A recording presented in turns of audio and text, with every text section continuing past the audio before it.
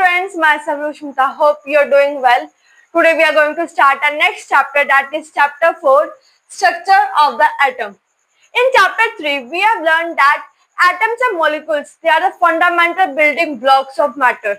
The existence of different kinds of matters is due to different atoms. But now the question arises, what makes the atom of one element different from the atom of another element? Are atoms really indivisible as proposed by Dalton, or some smaller constituents are present in the atom? So we shall find the answers of these questions in this chapter. So we will find out the subatomic particles also, and I will explain you the various models that were proposed by various scientists to explain how these particles are arranged within the atoms. So our next topic starts with charged particles in matter. So for understanding the nature of charged particles in an atom, first of all, I will tell you two activities. Our first activity is comb dry hair, and does that comb attract small pieces of paper? Next activity is that rub the glass rod with a silk cloth and bring that glass rod to an inflated balloon and observe what happens.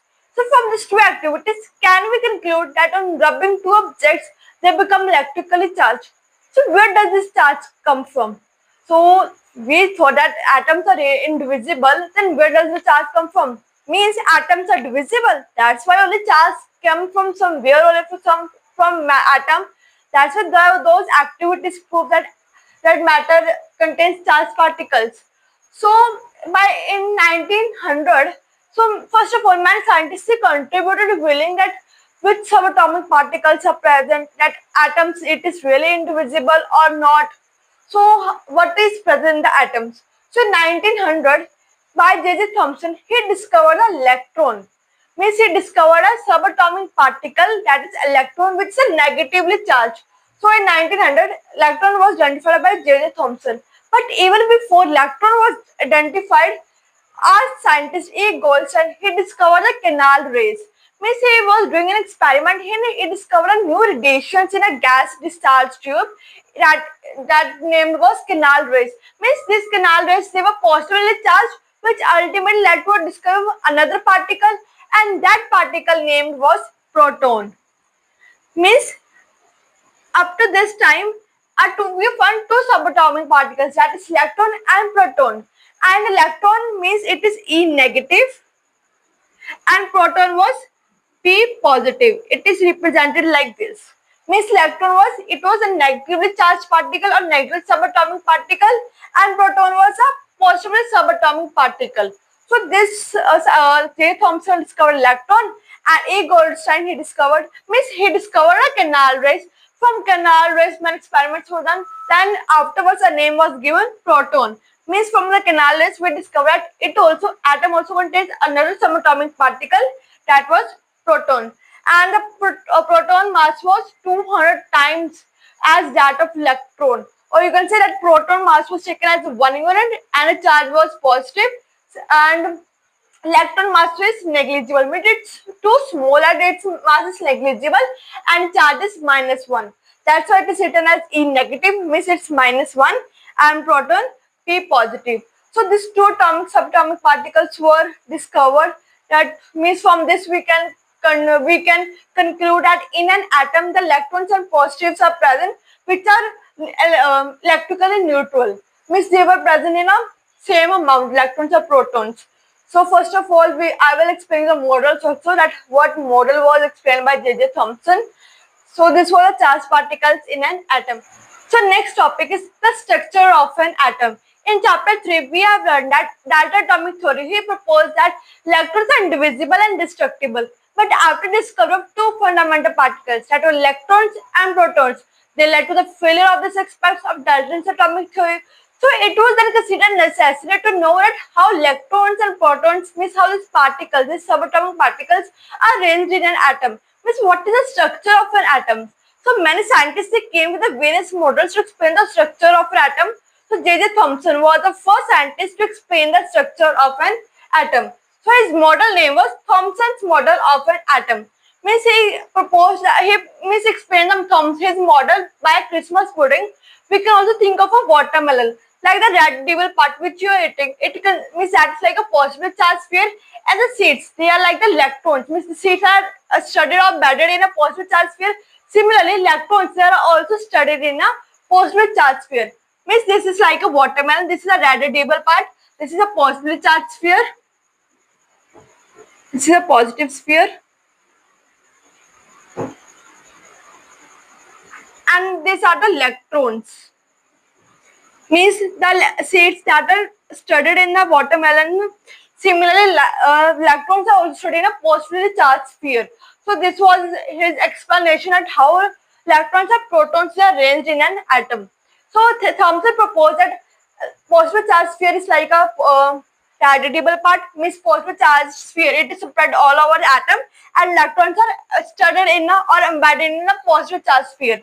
And next point he gave that electrons are protons, they are equal in amount. Means they are in an atom, they are present in equal in magnitude. So the atom is electrical, is as a whole, it's electrically neutral.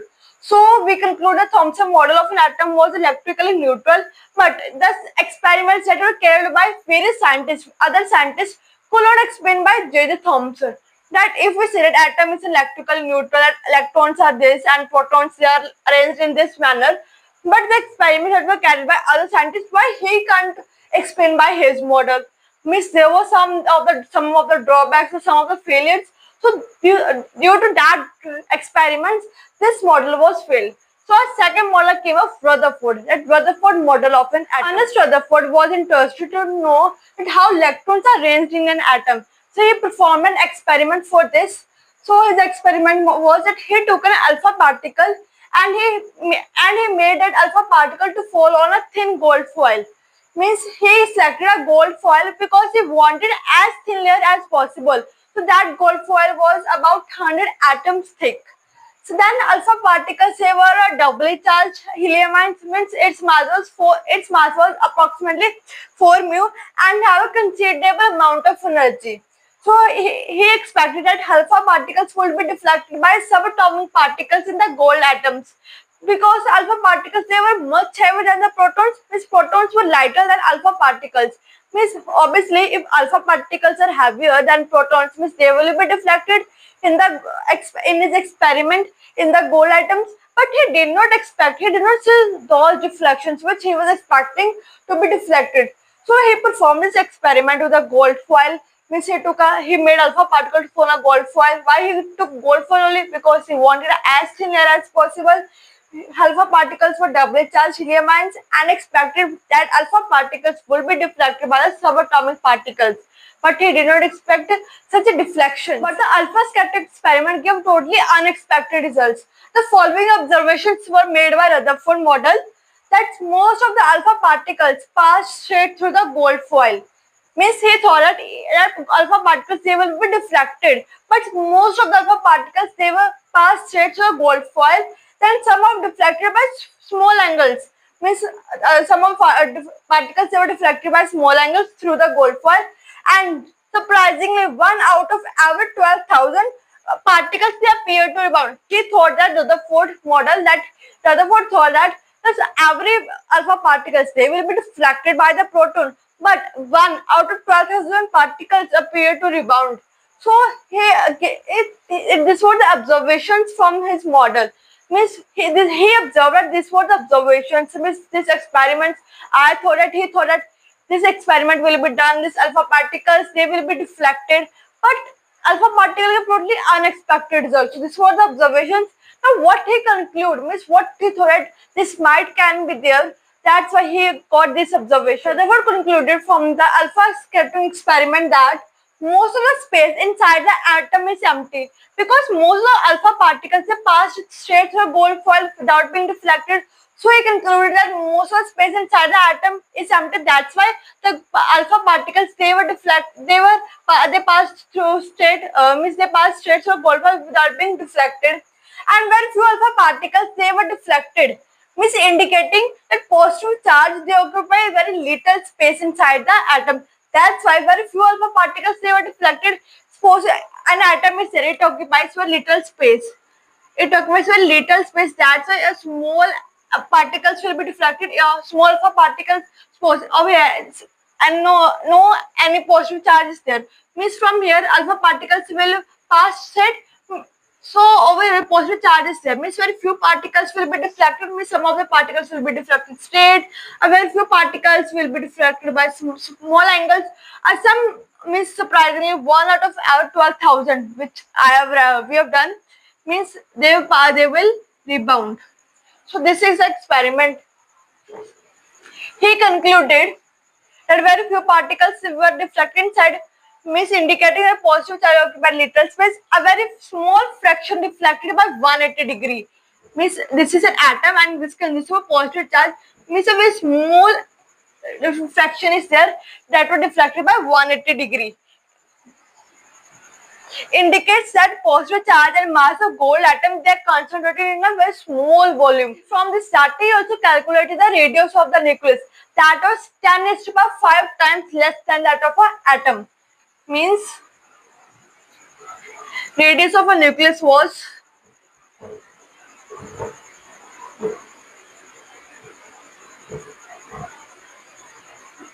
10 raised to power 5 times less than the radius of an atom. So he also calculated the radius of a nucleus. He gave us some more space inside atom is empty. Means not only positive charge, some small nucleus or something is present inside the atom. He named that nucleus and he also gave the radius of that nucleus. So what is the radius? So that was 10 to the 5 times less than that of atom.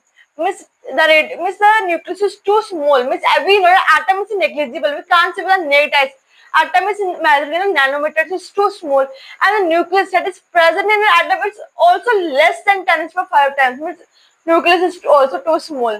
So this was the conclusion. And what were the conclusions he gave to us, and he also gave us the data of the nucleus. So he also gave the nuclear model. What is a nuclear model inside an atom? Let's see. On the basis of his experiment, he put forward the nuclear model. So these are the following features. That positive charge center resides inside the atom, that is known as nucleus. Means a positive charge, it is a nucleus, and the electrons, they revolve around the nucleus in circular paths. Means the Rutherford, he said in a nuclear model that electrons, they revolve around the nucleus in circular paths, and size of nucleus is very small as compared to the size of an atom. Means he said that this is an atom, means this is an atom, and this is a nucleus. This is a positive charge, or you can say this is a nucleus, and electrons, they revolve like this in a circular paths. Or if I mention a clear diagram like this, means this is a nucleus, and these are the electrons that are revolving inside an atom, inside around the nucleus in an atom. Means this is a nuclear model that he gave the following features. But there were some of the drawbacks also of Rutherford.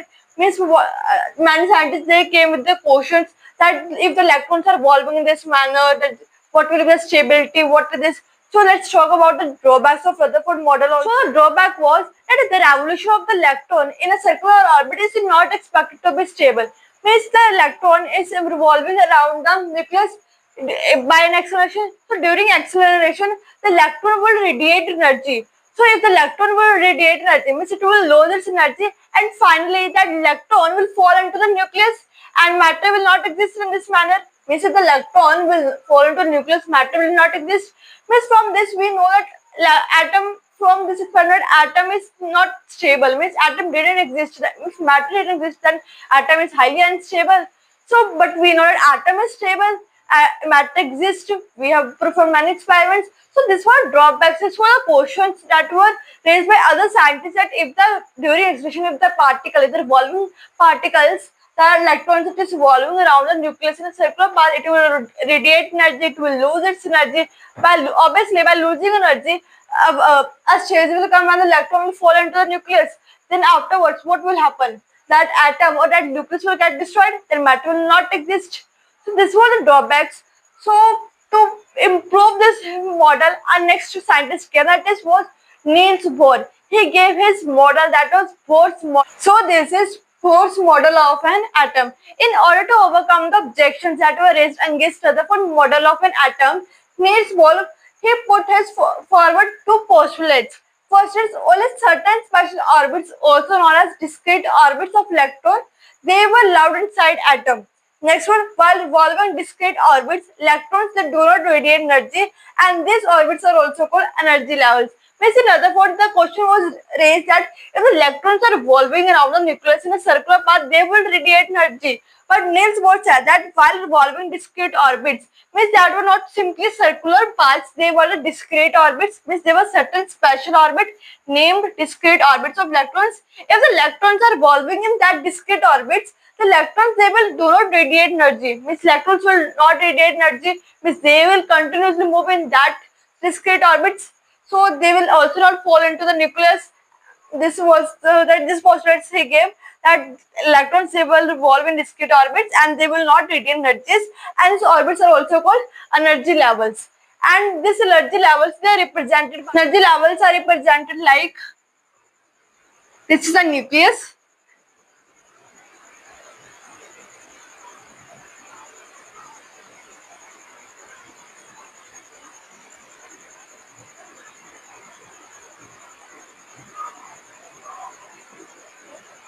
Means various names are given to this discrete orbits. So you can these are the discrete orbits, means certain special orbits. These are the orbits, or you can also say shells. Like these are energy levels, energy shells, or discrete orbits. You can say, and the names are given to the different shells. Like this is the nucleus. I am mentioning over here. This is the nucleus, and this is the shell which is near to the nucleus. That is means that is just near the nucleus. That is a K shell. Next is L shell, then M, then N shell. Means like this the shell's name goes on. Means the shell start with the name with K. This is the K shell, then L shell, then M shell, then N shell. Or you can also give the numbering, like this is the N equals to 1, N equals to 2. This is the second number shell.